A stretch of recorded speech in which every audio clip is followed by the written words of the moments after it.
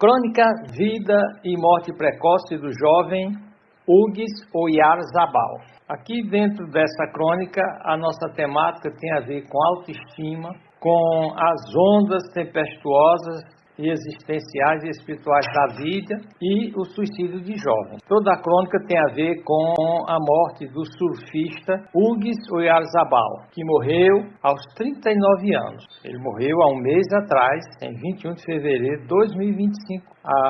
No auge, vamos dizer assim, da sua vitalidade, do seu sucesso, ele aprendeu a dominar as ondas furiosas do mar, mas não conseguiu dominar as ondas furiosas da vida e acabou dando cabo de si próprio. Então, nossos personagens têm a ver com esse jovem e pessoas com autoestima elevada, mas que findam por se afogar no mar da vida. Quem foi Hugues Oyarzabal? Quem foi esse jovem? Foi um jovem surfista que nasceu em 25 de março de 1985 e morreu precocemente em 21 de fevereiro de 2025, aos 39 anos de idade. Sua maior paixão era dominar as ondas do mar, era surfar naquelas gigantescas ondas. E a sua paixão era tão grande que ele conseguiu a licença dos pais para abandonar os estudos aos 16 anos para se dedicar exclusivamente à arte esportiva ou desportiva do surf. Foi diagnosticado também nessa época pela psiquiatria com o que se chama hoje de transtorno bipolar, que ora está com humor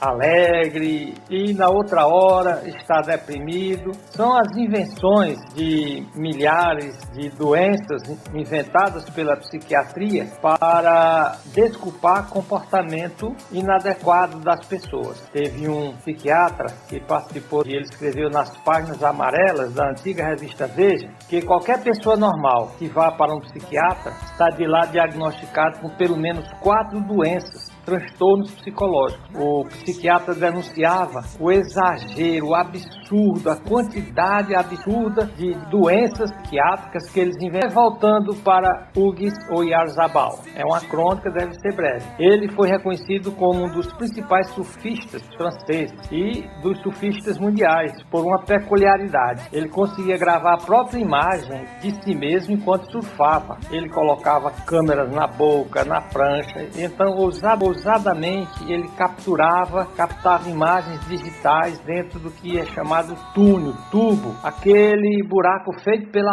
onda que os surfistas adoram atravessar, como no caso do Hugues, tinha aprendido a dominar. O que ocorre é que no auge da sua vida, das suas potencialidades, o Hugues Oyarzabal foi encontrado sem vida na sua própria casa em Biarritz, na França, no passado 21 de fevereiro, quando comecei a fazer essa crônica como ilustração para a mensagem sobre autoestima. Fazia um mês, completava um mês exatamente ontem, 21 de março de 2025. Então, cerca de um mês depois, o Oyarzabal ter sido encontrado sem vida, os pais deram uma entrevista ao jornal norte-americano The New York Times e assim tentaram explicar o que parecia inexplicável. Ninguém imaginava que aquele jovem fosse fazer isso, mas então os pais de Hugues disseram ao New York Times: o seu sofrimento físico e psicológico foi muito grande. Escolheu deixar-nos para reencontrar a paz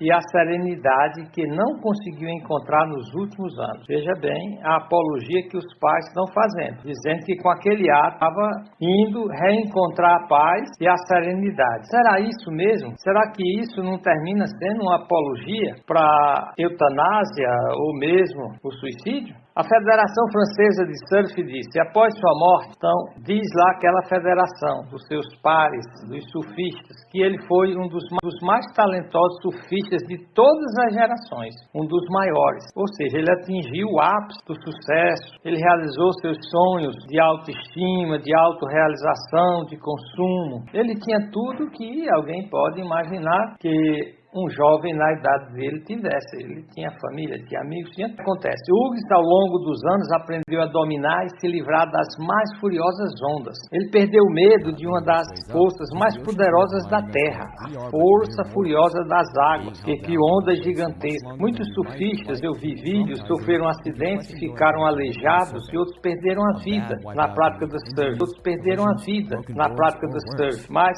Hugues não se deixava intimidar pelas violentas ondas.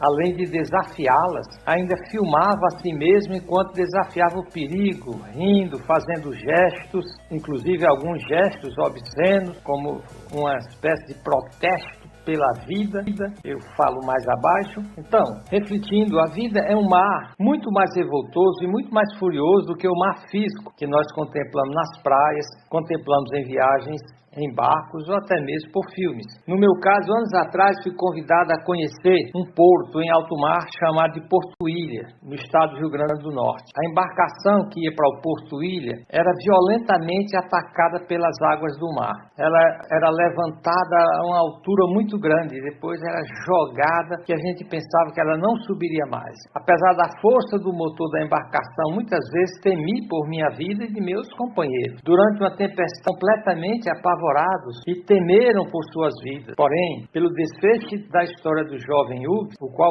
preferiu dar cabo da própria vida do que enfrentar o mar tumultuoso, aquele mar tumultuoso que estava dentro dele, que desesperava sua alma e já tinha esgotado as esperanças de seu espírito. Para Hugues, é fácil aprender a dominar os túneis e buracos das ondas furiosas do mar material do que se livrar da fúria dos túneis e buracos que rasgavam sua alma. Esses túneis, esses rasgos, esses buracos na alma feitos por emoções, medos e ansiedades e desespero, não só desespero, não só existencial, mas basicamente desespero espiritual. Os pais de Hugues acreditavam que o filho deu cabo da própria vida, conforme as palavras deles. Eles disseram: Hugues escolheu deixar-nos para encontrar a paz e a serenidade que não conseguiu encontrar nos últimos anos.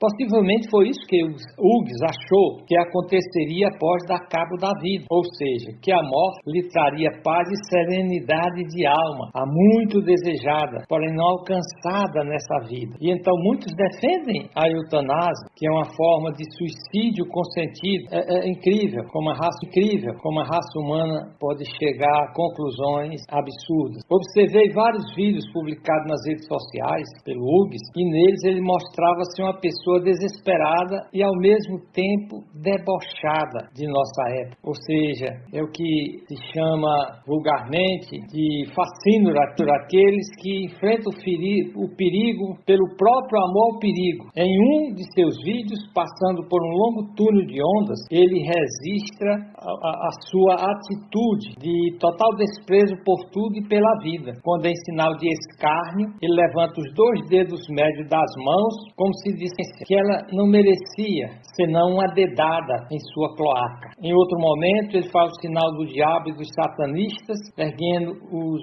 2 dedos, o indicador e o mínimo, na forma de um chifre. No caso, isso se torna uma espécie de homenagem a Satanás. Em um, ele debocha da vida, dando uma dedada na vida. Na outra, ele levanta os 2 dedos na forma de chifre. Tudo isso mostra seu desespero existencial. Esse é o fruto das filosofias, psicologias e demais ditas ciências humanas que reduziram toda a existência humana a uma vida sem origem digna por causa da teoria da evolução de Darwin, ou seja, o homem não teve uma origem planejada, uma origem honrosa, veio de uma ameba, de um vírus, ou depois de um macaco. Ou seja, o homem não tem uma identidade, nem um destino digno, nem tem propósito por causa das filosofias existencialistas, só tem um momento para viver, não tem o futuro por conta das filosofias nihilistas e nietzschianas, que nada, no final das contas, vale nada, que você só tem um momento imediato para viver, que será destruído pelo momento seguinte, por isso não tem passado, nem presente, nem futuro. E para onde é que leva essas ideias, essas ilusões satânicas? Essa é a época bem retratada por esse jovem desesperado e que deu cabo de si próprio. Essa é a época justamente descrita como a era do desespero, não só existencialmente, por não encontrar sentido para a vida, mas por ser uma época desesperada espiritualmente, porque rejeitou verdades absolutas, rejeitou o transcendental, o que existe para além da matéria, e escolheu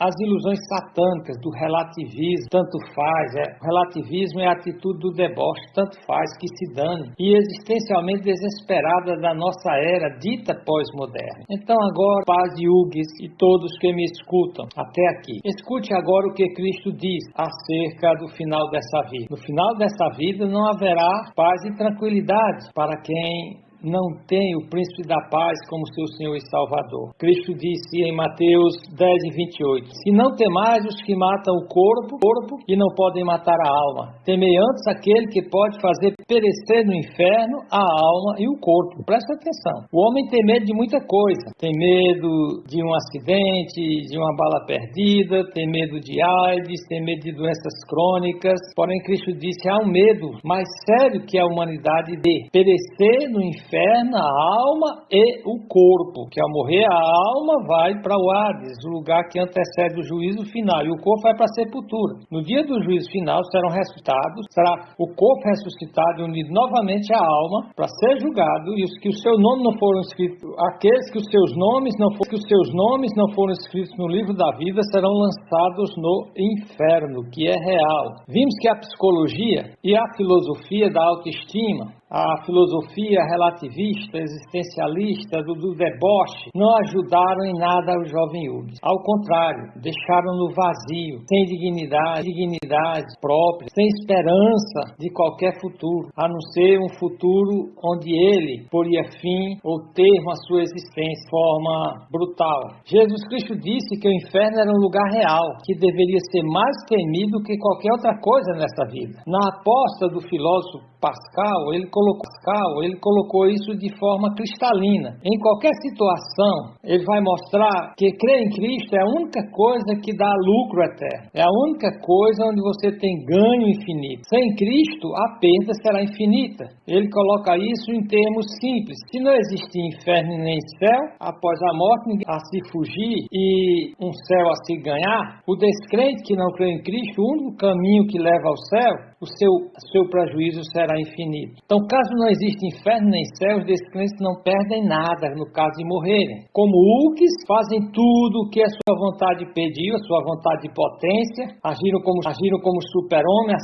além do bem e do mal, e se não tem nada depois, a morte é o fim de tudo. Agora, como fica então a situação de crentes e descrentes? Caso Cristo tenha dito a verdade, realmente existe um céu a ganhar e um inferno para se escapar. Nós vimos que Jesus Cristo disse que passarão os céus e a terra, mas as palavras dele não passarão. Caso Cristo tenha falado a verdade e exista céu e inferno, o descrente que rejeitou o evangelho da salvação de Cristo, mas ficou livre para fazer toda a sua vontade e desejos pecaminosos, sendo que, até mesmo na reflexão de Pascal e de qualquer pessoa sensata, essa vida de pecado, quem escolhe ela, se embrenha, se enrosca em muitos problemas e situações catastróficas, em doenças próprias dos pecados, conflitos e até morte precoce por conta de pecados, de vício. Mas se não tem inferno nem céu, ao morrer, o descrente que bebeu todas, participou de tudo, não perdeu nada, morrendo ele também não perde nada, porque não tem nada, não tem céu nem inferno.